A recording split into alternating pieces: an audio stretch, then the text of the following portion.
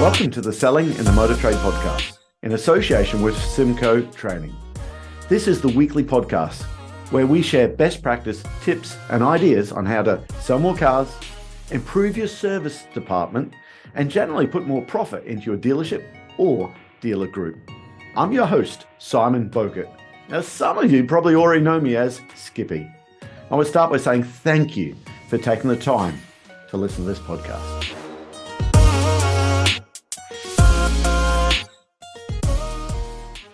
Now, today, it is my pleasure to have Dale Wyatt on. Measure the lead, not the lag. Can you explain your thinking behind that? Yeah, I think so. I think we spend our business too much of our time measuring data that's already happened. So management accounts or customer satisfaction results or sales. What we need to do in our business is focus on the activities that will deliver results. And if you get the activities right, the results will come. And that goes back to my early days when I talked about working for Abbey Life and following the process. If you do the right things, you will get the right results. Not necessarily when you deserve them, but they will come. So for me, it's about remembering to do the things that make a difference and do the things that matter. Yeah. So focusing on the lead activities, the lead things, the key things that can drive a result, rather than celebrating the lag measures. So I would much rather celebrate order take than registrations, for example. I'd much rather celebrate the number of appointments in the diary. Yes. Than the number of sales. Yeah. We've got a great friend, and we interviewed him for this, Gavin Hydes. Gavin Hydes runs the Joe Duffy Group in Ireland. And he is one of the few people I know that he does not target his salespeople at all on results. And when I say that to other leaders, I say, really? No, he doesn't. What he targets is activity. And he tells a lovely story that when he was selling cars, he'd go home and his daughter would say, "Dad, did you sell any cars today?" He said, "Not today." He felt like a loser. But then he said he doesn't want his salespeople to feel like losers. But what he hadn't told his daughter is, I've actually done 3 demonstration drives. I made these prospecting appointments and made 5 appointments for the weekend. And that demonstration drives, the appointments, will give me the result at the end of the month. So he said, in my business, Joe Duffy Group, we're not targeting salespeople on results at all. It's activity. Get the activity right, and the results will look at itself. And that's exactly measure the lead, not the lag. And I also talk about focusing on the things that make a difference. And I've got 5 tips for you if you want, Simon. Yes. To help you. Yes, please. Yeah. And these are things that maybe some people might want to think about. The number one thing is don't bonus the score.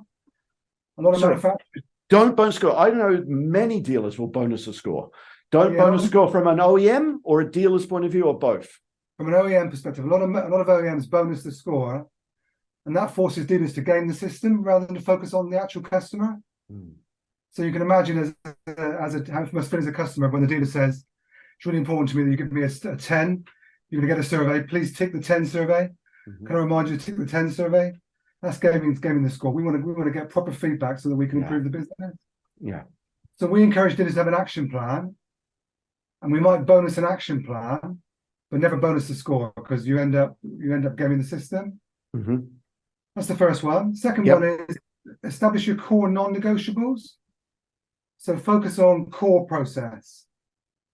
And I'll give you an example. We have 5 non-negotiables in the Suzuki sales process, and they're warm welcome to the customer, take the customer's details, present the product, follow them up, and tell them your why buy from me story. They're the 5 things, and there are many other things you could measure, but those 5 things are pretty core. Yeah. Through our mystery shop program, we've got 94% of our dealers doing all of those things every time with every customer. I think it makes a difference. And my third thing is focus on the dissatisfiers. What are the things that are going to really irritate customers, and try to remove those. Okay. What are some of the dissatisfiers you found in Suzuki?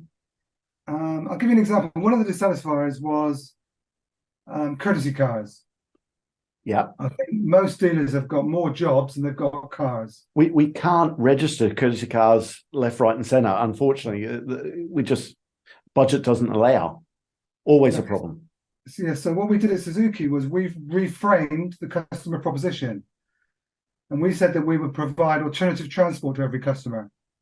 And alternative transport could be a taxi, a collection and delivery, or a courtesy car. What that did was reframe the customer's expectation without reducing the level of customer satisfaction. Okay. Another example is car valets. Mm-hmm. Some cars arrive and need a wash and vac. Some cars arrive and we need a full valet. Yeah. What we did was make our promise that we would do a wash and vac, not a valet. And a valet was another service. So reframing the proposition and actually reducing the customer's expectation of what good looks like and delivering it every time was a good strategy for us. Okay. Does that make sense? Yeah, it does. Yeah, it does, because you're washing back the car and it's still not polished to an inch of it's like when they bought it. The expectations might be different to what we were going to do. So change the wording. Love it. Yeah, exactly. So kind of reframing the experience, getting in non-negotiables, removing those dissatisfiers, and getting people to focus on the customer rather than the score. The score follows. The score is a lag measure. The customer interaction is the things that make a difference. Yeah. Yeah. I love that. Okay. Love that. I'm counting away. Is that number 4 or is that number 5? Whatever it is, you've got them all for now. It is my great pleasure today to talk to Sean V. Bradley. You need to ask everybody every day without exception and fail, are you in the market for a vehicle? It's yes or no. No? Who do you know that's in the market for a vehicle? Why? Because I pay cash money for referrals. I don't know anybody. Okay, what kind of car are you driving? Why? Because we're in a pandemic, we're in an inventory crisis. Yeah. We need used cars. So depending on your vehicle, we might actually be able to get you more for your vehicle than it's worth. Folks, you got to remember, this is the answer, the climax of this. Okay, the tip is this. Every single person you meet either needs to buy a car today, or they will need to buy a car in the future, or they know somebody that needs to buy a car today, or they know somebody that needs to buy a car in the future. If you don't ask, you don't get. Sales is a numbers game. The more people you ask a question to, or solicit or pitch, the more opportunities, the more, conversions. So the more people you ask, the more yeses that you get. So the tip is this: everywhere you go, you need to be creating referral agents for yourself. What do you think about that? Today it's my pleasure to be joined with Kenneth Purdon. Hey, Kenneth, is there anything you learned in that first 3 months at Arnold Clark there that you think is relevant today as it is for someone who's just starting the motor trade right now? Definitely. 2 ears and 1 mouth. Yeah. Really, really basics. Sit and listen and listen to what they're saying and respond to what they're saying, not what you think they've said. Yeah. Isn't that so true there? I tell you what, we often say there's 3 sales in any sale. You have to sell yourself first, the product second, and then the deal. Today, I'm joined with Umesh Samani. We often say in the first 90 days, we learn things, good and bad, that last us for the rest of our selling career. Can I ask you, are there any skills that you learn in that first 3 months that you think is just as valuable today in this digital world as it was when you started in 83? Wow, skill. I think, I don't know if it's a skill or whatever, but I just think being open and honest with people, I think, it goes a long way. Especially if you don't know the answer to anything, you just say, look, I'll get the answer for you. And over the years, I've employed salesmen. When I was working at VWI, that's the first thing I always told them is, if you don't know the answer, do not blag it, because the customer will know more than you. Yes. And they might try and catch you out. So I don't know if that's a skill or if it's just something which I've always thought, just be open and honest up front with customers, really. Yeah, it's so true that people think they just want to, it's the gift of the gab and make it up. Listen, there's so much information people have nowadays, don't they?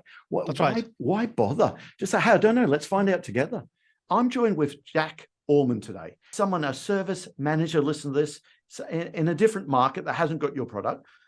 What mistakes are they making, and what recommendations would you say, go back and have a look at this, just drawing on some of your experience working with service departments around the world? Yeah, I think it goes back to what we were talking about earlier in terms of, are they thinking at the customer, or are they thinking about what is best for that vehicle and the safety of that customer? I think too often they try to put themselves in the shoes of that customer and how would you receive this news? It goes back to being very apologetic about the work that's required.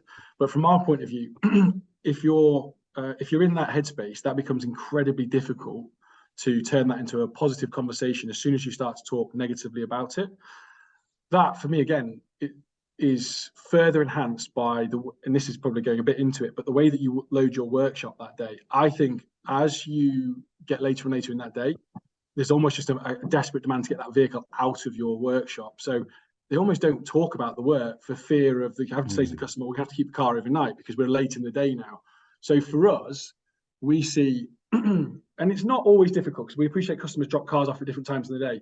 If you can get that vehicle on the ramp quickly, if you can get the VHC done at the very start of that journey, and obviously utopia is yes, please. Oh, yes. The golden hour, cars on the ramp still, you get authority on that work and you get it done.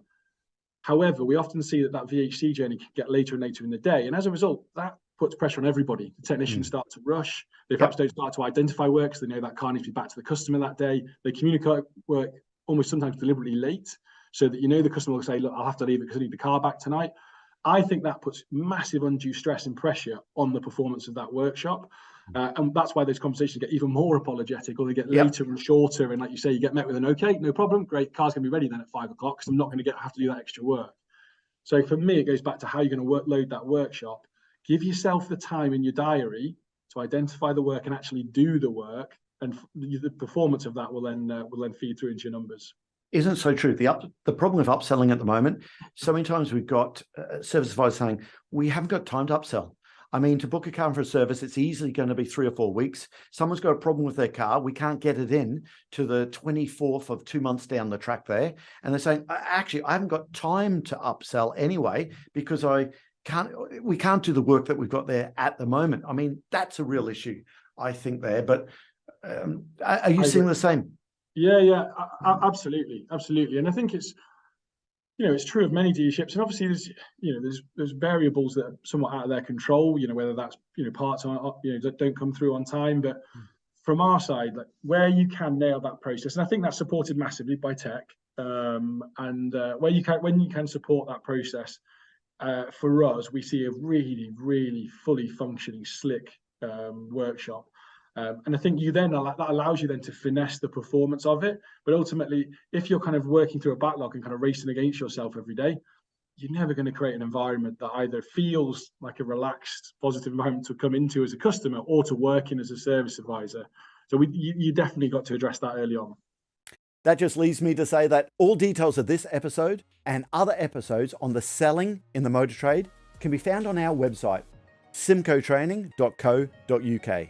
Go there to get a copy of our book, Words That Sell Cars.